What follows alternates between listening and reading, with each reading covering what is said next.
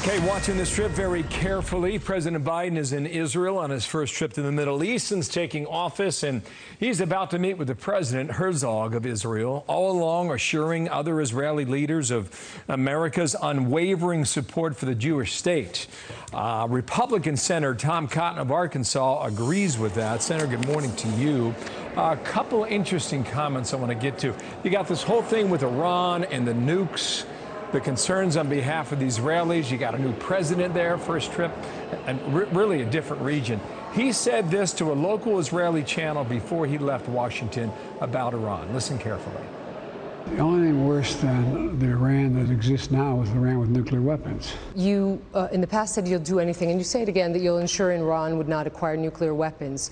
Does that also mean, sir, that you would use force against Iran? Is that what that means? That was the last resort, yes. That's as far as I've heard him go, unless I missed it prior. If it was the last resort talking about force against Iran, what do you think of that, Senator?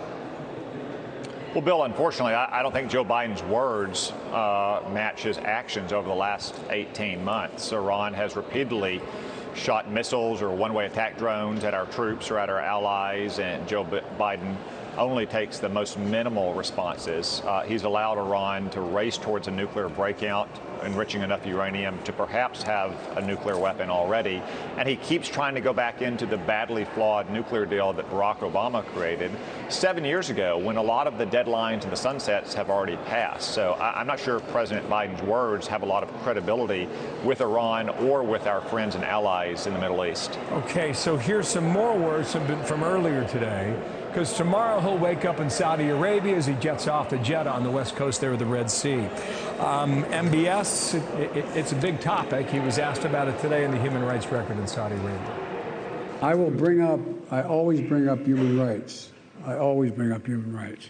But my position on Khashoggi has been so clear.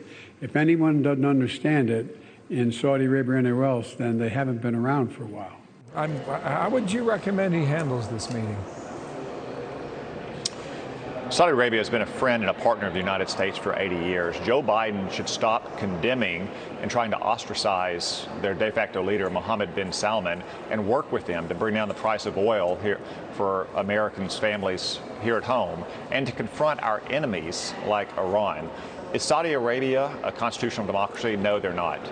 But, Bill, it's a dangerous world. It's not a church picnic. We have to take our friends where we can. Their record is no worse, certainly, than Iran, which strings up dissidents from cranes, or the thousands of people who are dying at the hands of a Chinese genocide. Yet so many democratic interests are getting rich off of China. And for that matter, Joe Biden's son got rich off of China.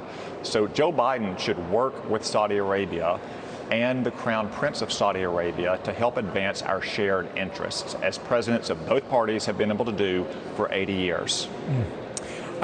I guess he's going to ask them to drill for more oil.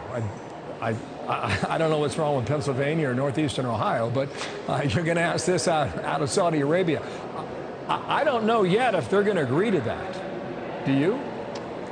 Bill, I don't even know if Saudi Arabia and the United Arab Emirates and some of our other partners in the Middle East have that much spare capacity. But you make a very good point. Whether it is friend or foe, we should be producing as much of our own oil and gas in America as we can. It was very, very pathetic when Joe Biden went hat in hand to Venezuela and Iran a couple months ago as gas prices spiked, asking them to produce more oil, rather than going to North Dakota or Texas or Arkansas or Louisiana and asking us to produce more oil.